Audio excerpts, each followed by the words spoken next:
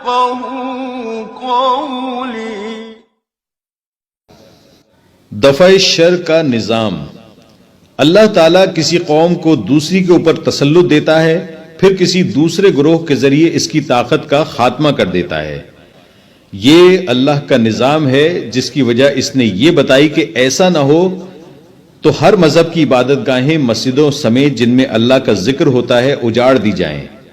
جو لوگ خلق خدا کو توحید اور دین حق کی طرف بلانے کی صحیح کرتے ہیں وہ دراصل اللہ کے مددگار ہیں اور شر کی جگہ خیر کو فروغ دینے کی صحیح میں لگے رہتے ہیں.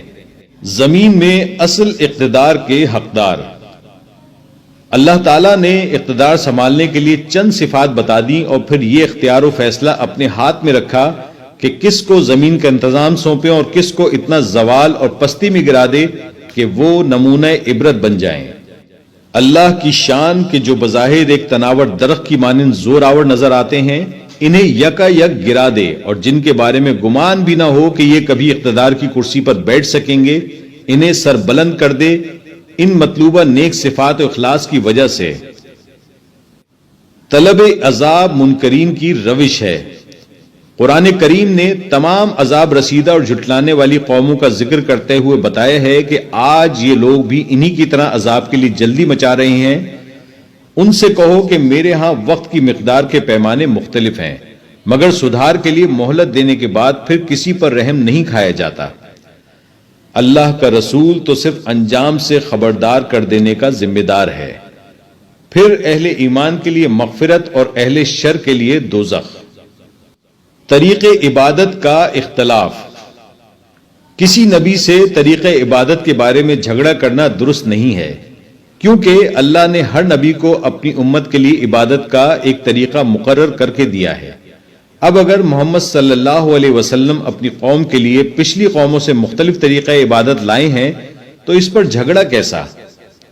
اللہ تعالیٰ کو ہر بات کا علم ہے. جن باتوں میں لوگ لڑتے ہیں یہ سب کچھ ایک کتاب میں درج ہے. اللہ کے لیے کوئی کام مشکل نہیں ہے. کوئی خالق؟